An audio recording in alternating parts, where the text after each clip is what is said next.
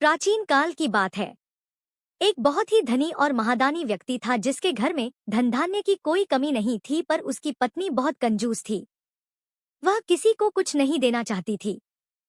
एक दिन एक साधु उस धनी व्यक्ति के द्वार पर भिक्षा मांगने आए। साधु की आवाज सुनकर धनी व्यक्ति की पत्नी अंदर से बाहर आई। साधु ने उससे कहा, माई, मुझे भिक्षा दे दो। धनी व्यक्ति की पत्नी ने साधु को देखा और बोली, साधु महाराज, मैं आपको भिक्षा कैसे दे सकती हूँ? मेरे पति गुरुवार का व्रत करते हैं और दान पुण्य करते हैं, पर आप देखिए, हमारे पास धन तो बहुत है लेकिन संतान नहीं है।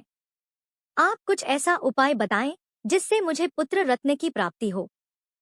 साधु ने मुस्कुराते हुए कहा, माई, तुम बृहस्पतिवार, गुरुवार का व्रत करो। इस दिन पीले वस्त्र पहनो, पीली वस्तुओं का भोग लगाओ और कथा सुनो। साथ ही तुम अपने पति को भी दान पुण्य करने से मत रोको। तुम श्रद्धापूर्वक यह व्रत और दान पुण्य करो, तुम्हारी मनोकामना अवश्य पूरी होगी। साधु के कहने पर उस स्त्री ने ऐसा ही किया। उसने विधि विधान से व्रत किया, कथा सुनी और दान पुण्य करना शुरू कर दिया। धीरे धीरे कुछ समय बीता और भगवान बृहस्पति देव की कृपा से उसे एक सुंदर पुत्र रत्न की प्राप्ति हुई। अब उस स्त्री का जीवन आनंद से भर गया, लेकिन वह पुत्र मोह में पड़कर दान पुण्य और व्रत करना भूल गई। जब भी साधु संत उसके द्वार पर भिक्षा मांगने आते तो वह बहाना बनाकर उन्हें टाल देती।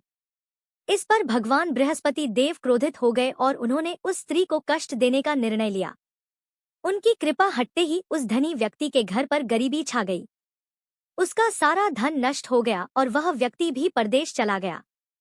एक दिन जब वह स्त्री अपने बच्चे को लेकर जंगल में बैठी थी, तभी उसे वहां एक वृद्धा मिली। वृद्धा ने उस स्त्री से उसकी परेशानी का कारण पूछा। स्त्री ने अपनी सारी कहानी उस वृद्धा को बताई।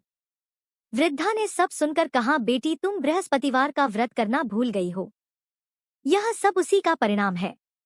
तुम फिर से बृहस्पति देव का व्रत करो, उन्हें प्रसन्न करो और उनसे अपनी भूल के लिए क्षमा मांगो।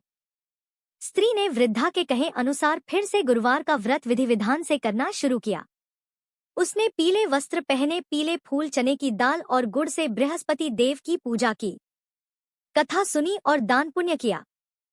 व्रत के प्रभाव से बृहस्पति देव फिर से उस पर प्रसन्न हो गए। कुछ ही दिनों में उसका पति बहुत सारा धन कमाकर वापस आ गया।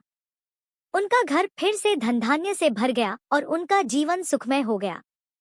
इस कथा का सार यह है कि गुरुवार का व्रत करने और दान पुण्य करने से भगवान बृहस्पति देव प्रसन्न होते हैं और भक्तों की सभी मनोकामनाएं पूरी करते हैं।